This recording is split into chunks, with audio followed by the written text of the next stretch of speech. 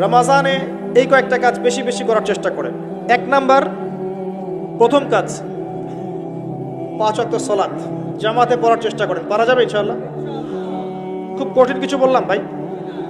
তার আগে একটা কাজ বলি, তারও আগে সেহরি করতে উঠেছেন এমনভাবে খাবেন না যেটা এটা আপনার জীবনের শেষ খাওয়া। এমনভাবে খাবেন না আল্লাহর ওয়াস্তে। এই জায়গায় আপনি খাওয়া নিয়ন্ত্রণ করতে না পারলে প্রবৃত্তিকে নিয়ন্ত্রণ করতে পারবেন না। এটা দরজা প্রবৃত্তি নষ্ট হওয়ার দরজা হচ্ছে এই পেট, মুখ আর পেট। যে পেটের দাস সে প্রবৃত্তিকে নিয়ন্ত্রণ করতে পারবে না। রমজান কি জন্যে আল্লাহ পাক না খেয়ে থাকতে বলছেন কেন? যাতে আপনি তাকওয়া অবলম্বন করতে পারেন, নফসটাকে কন্ট্রোল করতে পারেন। কথা কি বুঝতে পারছেন? পানি খাবো না কেন? পানি তো হালাল। নফসটা কন্ট্রোল করা, না আমি করব না, এটা আপনাকে প্রশিক্ষণ দেওয়া হচ্ছে। আত্মার নিয়ন্ত্রণের প্রশিক্ষণ দেওয়া হয় রমজান মাসে। এটাই তার তাকওয়া। তাকওয়া মানে কি? এই যে একটা মরুভূমি মনে করেন, বা সমুদ্রের বীচ মনে করেন, কক্সবাজার সমুদ্রের বীচ, এখানে অনেকগুলো কাঁচের টুকরা রাখা আছে, কাঁচের টুকরা ফেলে দেওয়া আছে। আপনি হেঁটে হেঁটে যাচ্ছেন, পা ফেলছেন, টিপে টিপে পা ফেলছেন, এখানে একটা, ওখানে একটা, ওখানে একটা। এটা তাকওয়া। এইভাবে চলার নাম তাকওয়া। এটা এক্সাম্পল। সেহরি এত বেশি খায়েন না যেটা মনে হয় আপনার জীবনের লাস্ট খাওয়া, এমনটা খায়েন না। এরপরে 5 ওয়াক্ত নামাজ চেষ্টা করেন জামাতে পড়ার জন্য। যদি জামাত মিস হয়ে যায়, নামাজ ছেড়ে দিবেন না, বাসায় পড়বেন। যদি দেখেন ঘুমিয়ে গেছেন, ঘুম থেকে উঠলে নামাজ পড়বেন। যদি দেখেন ভুলে গেছেন, যখনই মনে হবে তখনই পড়বেন, নামাজ ছাড়বেন না। পারা যাবে ইনশাআল্লাহ? যুব সমাজকে বলবো, যাই করো তোমরা যা কিছুই করো না করো, 5 ওয়াক্ত নামাজ ছেড়ো না। 5 ওয়াক্ত নামাজ তোমাদেরকে যে কোনো পাপ থেকে ফিরিয়ে নিয়ে আসবে ইনশাআল্লাহ। এই যুবকদের মাঝে অনেক যুবক আছে এখনো বসে এই পৃথিবীতে, যাদের মধ্য থেকে আল্লাহ পাক দিনের বড় বড় খাদেম বের করবেন ইনশাআল্লাহ। কাদেরকে বের করবেন? যাদের অন্তরে আল্লাহ পাক স্বচ্ছতা দেখবেন, পবিত্রতা দেখবেন, এদেরকে বের করবেন। এমন অনেক মানুষ ছিল যারা মিউজিক করতো, ছেড়ে দিয়ে ইসলামের খেদমত করছে। এমন অনেক মানুষ ছিল যারা জেনা করেছে, পরে ফিরে এসে আল্লাহর দিনে দায়ী হয়েছে। এমন অনেক মানুষ আছে যারা বড় বড় কবিরা গুনাহ করেছে, পরে তওবা করে ফিরে এসে আল্লাহর দিনের খেদমত করছে, আছে না? এই মানুষগুলোকে আল্লাহ পাক হেদায়েত দিলেন কেন? উত্তর, তাদের কলবটা ছিল পরিচ্ছন্ন, সৎ অন্তর ছিল, আল্লাহর ভয় ছিল মনের মধ্যে। আল্লাহর ভয় থাকে, ফিরে আসবে ইনশাআল্লাহ। আমরা দোয়া করি আল্লাহ পাক তাদেরকে ফিরিয়ে দেখ, আমিন। শুধু তাই নয়, এখন ইসলামের যারা প্রকাশ্য শত্রু, তাদের মধ্য থেকেও আল্লাহ পাক ওমর এবং হামজা রাদিয়াল্লাহু আনহুর মতো মানুষ বের করতে পারেন। জানেন, ওমর রাদিয়াল্লাহু আনহু তরবারি নিয়ে বের হয়ে যাননি, তাকে আল্লাহ পাক দ্বিতীয় খলিফা বানাননি। তার মনটা ছিল পরিচ্ছন্ন, আল্লাহ পাক কবুল করেছেন। 5 ওয়াক্ত সালাত পড়ার চেষ্টা করেন জামাতের সাথে, আল্লাহ পাক তৌফিক দান করুন। একইভাবে ইফতার যখন করবেন, তখন এমনভাবে খাবেন না এটা শেষ খাওয়া। গোগ্রাসে খাবেন না, 10টা 20টা 30টা আইটেম করার দরকার নাই। যতটুকু হলে আপনার ইবাদত করার শক্তি চলে আসে, এনাফ। আর বেশি বেশি হাইজেনিক খাবার খাবেন। বাইরের খাবার ভাজা পোড়া বেশি খেতে যায় না, অসুস্থ হয়ে যাবেন। আমরা ইফতারে কিন্তু একদম বিরিয়ানি, পোলাও, কোরমা কত কি খাওয়া শুরু করি। সিম্পল খাবার খাওয়া শুরু করেন, সিম্পল খাবার খান, হোমমেড ফুড খান, বাইরের ম্যানুফ্যাকচার্ড ফুড খায় না। আপনি সুস্থ থাকবেন ইনশাআল্লাহ। কারণ ইফতারের পরে আসে আপনার তারাবি। তার ইফতার অল্প হালকা করেন। রমজান মাসে টার্গেট করেন যে আমি কোরআন অন্তত একটা খতম দিব। পড়া যাবে? 30 দিন 30 পারা, 1 পারা করে পড়া যাবে? যারা কোরআন পড়া জানি না, এই যে 1 মাস সময় আছে, 1 মাসের মধ্যে শিখে ফেলবেন। প্রমিস করেন, পারবেন? হাত উঁচু করেন, কথা দেন যে রমজান মাস আসার আগেই কোরআন তেলাওয়াত শিখে নেব ইনশাআল্লাহ। বায়াত করালাম কিন্তু, আপনারা সবাই আমার মুরিদ। বসেন, হাদিয়াও দিবেন যেহেতু মুরিদ হয়েছেন। এখন হাদিয়া হচ্ছে দোয়া। কি দিবেন? দোয়া। রমজান মাসে 1 পারা করে প্রতিদিন, 30 দিন 30 পারা পড়া যাবে ইনশাআল্লাহ। যারা হাফেজে কোরআন আছি তারা কোরআনটাকে হেফজ চর্চা করবো এই মাসে, এবং তারাবির নামাজ পড়াবো।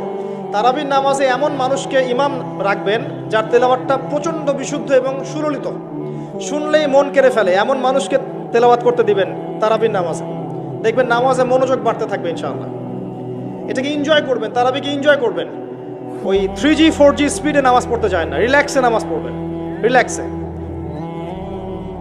আর আমরা তো একটা ঝগড়ায় অভ্যস্ত, ওই 8 রাকাত না 20 রাকাত। এই রমজানে আল্লাহর রাস্তায় ঝগড়া করতে যায় না। আপনি নামাজের কোয়ালিটি বাড়ায় দেন। যদি 8 রাকাতও পড়েন, নামাজটাকে লম্বা করে পড়েন নবীর মতো, পারা যাবে? আচ্ছা, নবী সাল্লাল্লাহু আলাইহি ওয়াসাল্লামের 8 রাকাতে দলিল দেয়া হয়, কিন্তু নবী সাল্লাল্লাহু আলাইহি ওয়াসাল্লাম যত লম্বা সময় ধরে 8 রাকাত পড়েছেন, এটা কি আমরা পড়ি? তাহলে আমরা সময়টা কেন নিলাম না? 8 রাকাত পড়তে পড়তে পা ফুলে যেত, আর আমাদের 8 রাকাত আধা ঘন্টা 1 ঘন্টায় শেষ, তাহলে কি হলো? তো এই যে বিষয়গুলো, এগুলোতে যায়েন না, ইখতিলাফগুলোতে যায়েন না। আপনি নামাজের কোয়ালিটি বাড়িয়ে দেন, সুন্দর করে নামাজ পড়েন, পারা যাবে ইনশাআল্লাহ। আল্লাহ পাক তৌফিক দান করুন। যদি পসিবল হয় রমজানে উমরা করতে পারেন, এতে আপনি আরো সুন্দর করে ইবাদত করার একটা পরিবেশ পাবেন। সবার পক্ষে হয়তো পসিবল হবে না, যাদের পক্ষে হবে আপনারা করার চেষ্টা করতে পারেন। আল্লাহ তৌফিক দান করুন। রমজান একটা কাজ করবেন, বেশি থেকে বেশি মানুষকে ইফতার খাওয়াবেন, পারা যাবে? প্রত্যেক দিন ইফতার মাহফিল করবেন, মসজিদে ইফতার দিবেন এবং রোজাদারদেরকে ইফতার করাবেন। সওয়াব হচ্ছে প্রত্যেকের নেকি আপনি পেয়ে যাবেন ইনশাআল্লাহ। মনে করেন আপনি 10 জন রোজাদারকে ইফতার করিয়েছেন, এই 10 জনের রোজার নেকি আপনি একা পেয়েছেন। এই 10 জনের রোজার নেকি আপনি একা পেয়েছেন, ফ্রি, আপনার নেকি তো আছেই।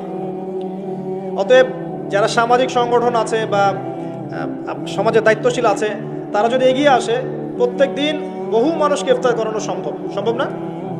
আবার দেখবেন ঈদের রাতে, যেটাকে আমরা চাঁদ রাত বলি না, কি বলি আপনারা, কি বলেন? ওই আর কি, তো চাঁদ রাত, ওই রাতে দেখবেন অনেক অসহায় দরিদ্র মিসকিন থাকে, যাদের সেমাই খাওয়ার টাকা নাই, আছে না?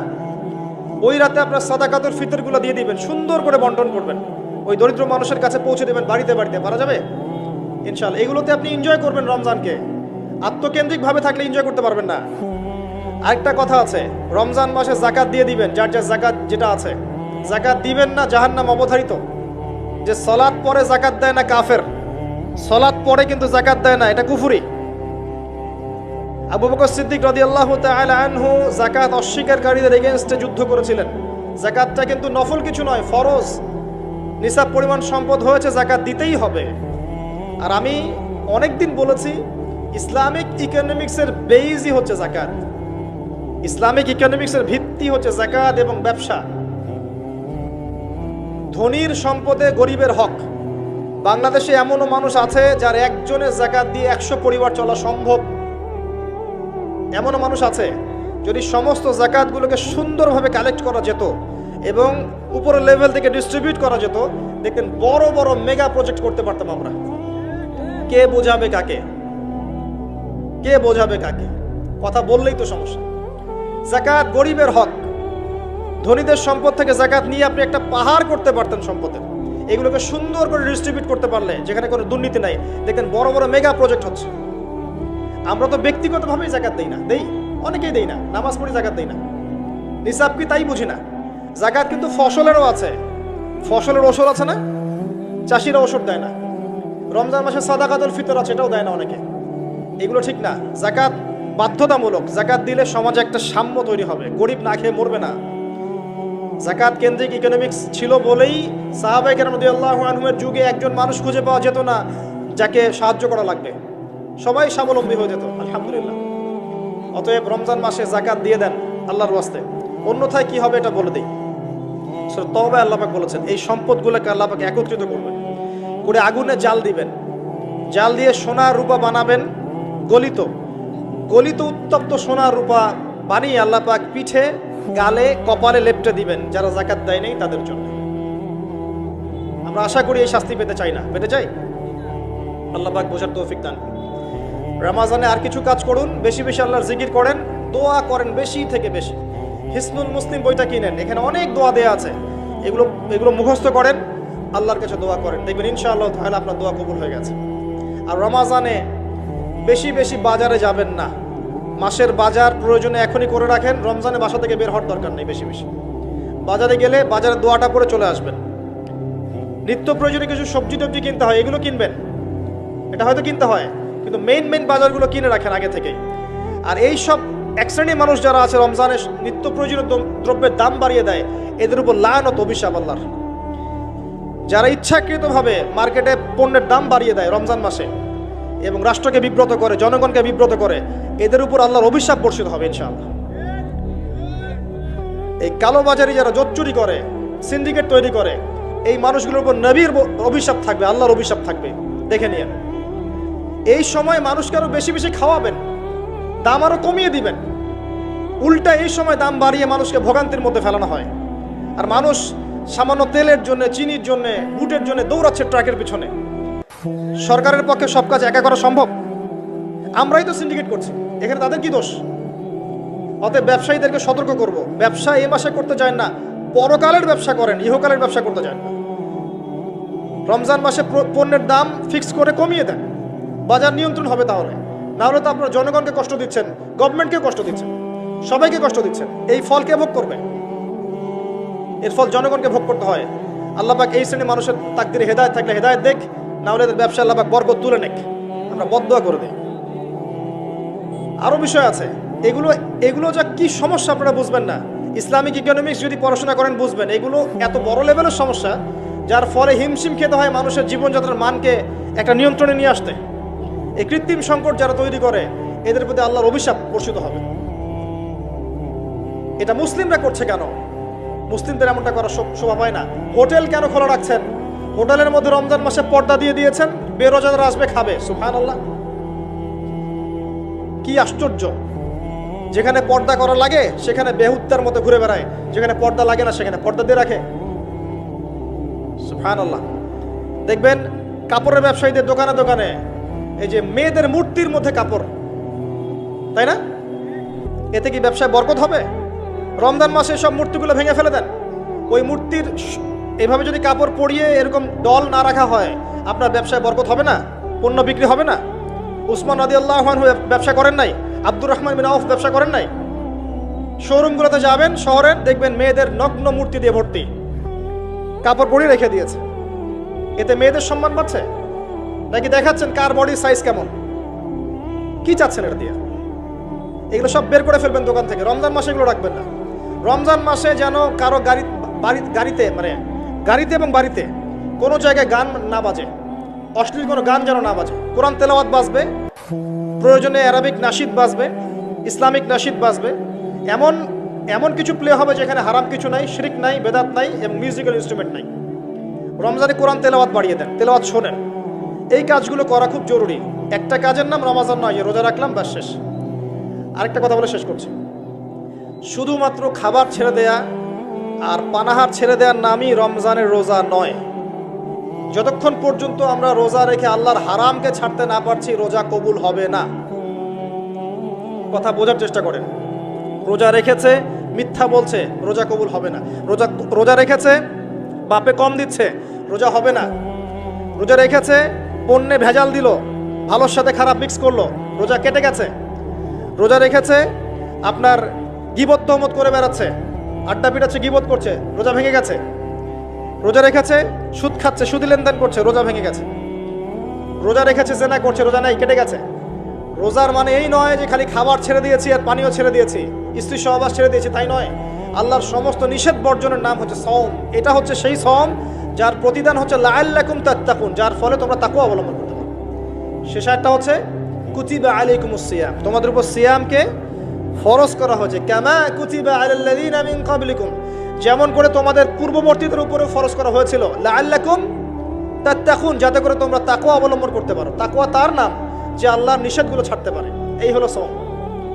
আরেকটা আয়াত আছে, শাহরু রমাদানাল্লাযী উনজিলা ফীহিল কুরআন, এই মাসে আল্লাহ পাক কোরআন নাজিল করেছেন। এটাই সেই মাস।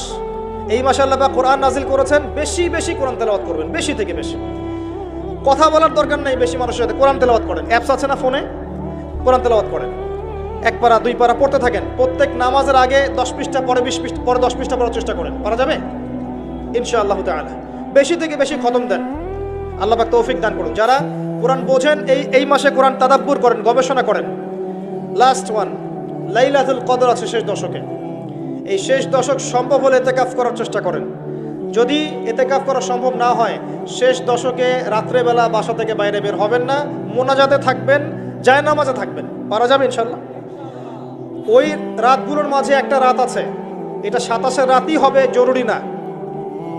এটা 21 হতে পারে, 23 হতে পারে, 25 হতে পারে, 27 হতে পারে, 29 হতে পারে। এই জন্য শেষ দশকের প্রতিটা রাত, স্পেশালি বিজোর রাতগুলো জাগার চেষ্টা করেন। পরিবারবর্গকে জাগান, কোমর বেঁধে নেন, স্ত্রী সহবাস ছেড়ে দেন, যদিও রাত্রেবেলা জায়েজ ছেড়ে দেন, আসেন আল্লাহর সামনে দাঁড়ান, নিজের চাওয়া পাওয়া, কষ্টের কথা, দুঃখের কথা, গুনাহের কথা সব আল্লাহর সাথে শেয়ার করেন। ইনশাআল্লাহ দেখবেন ঈদ উল ফিতর আপনার জন্য হবে ইনশাআল্লাহ। এইসব ব্যক্তিদের জন্য ঈদ উল ফিতর। কদ আফলাহা মান যাক্কাহা কদ আফলাহা মান তাযাক্কা ওয়া যাকারা ইসমা রাব্বিহি ফাসাল্লা। ঈদ উল ফিতর কাদের জন্য? যারা রমাদান মাসে আত্মশুদ্ধি অর্জন করেছে এবং আল্লাহর নাম নিতে নিতে নামাজে গিয়েছে। আল্লাহু আকবার, আল্লাহু আকবার, লা ইলাহা ইল্লাল্লাহ, আল্লাহু আকবার, আল্লাহু আকবার, ওয়ালিল্লাহিল হামদ বলতে বলতে ঈদগাহে গিয়েছে, নামাজ পড়েছে, এদের জন্য হচ্ছে সাফল্য। কদ আফলাহা মান তাযাক্কা। আল্লাহ পাক আমাদের সবাইকে এই আসন্ন মাহে রমাজানে সবচেয়ে সেরাভাবে রমাজানকে কাটানোর তৌফিক আল্লাহ পাক আমাদেরকে দান করুন। আল্লাহ পাক আমাদেরকে বেশি বেশি কোরআন এই মাসে তেলাওয়াত করার তৌফিক দান করুন। আমি দোয়া করি আল্লাহ পাক আমাদেরকে এই মাসে বেশি বেশি দান খয়রাত করার তৌফিক দান করুন, যাকাত দেওয়ার তৌফিক দান করুন, ইফতার করানোর তৌফিক দান করুন, মানব সেবামূলক কাজ করার তৌফিক দান করুন। আল্লাহ পাক এই মাসে আমাদেরকে বেশি বেশি আল্লাহ জিকির করার তৌফিক দেখ, দোয়া করার তৌফিক দেখ। আল্লাহ পাক এই মাসে ইসলামিক সংস্কৃতিকে জাগ্রত করুন, পরিবারবর্গকে নিয়ে যেন আমরা ইসলাম পালন করতে পারি। আল্লাহ পাক সেই তৌফিক দান করুন, আমিন।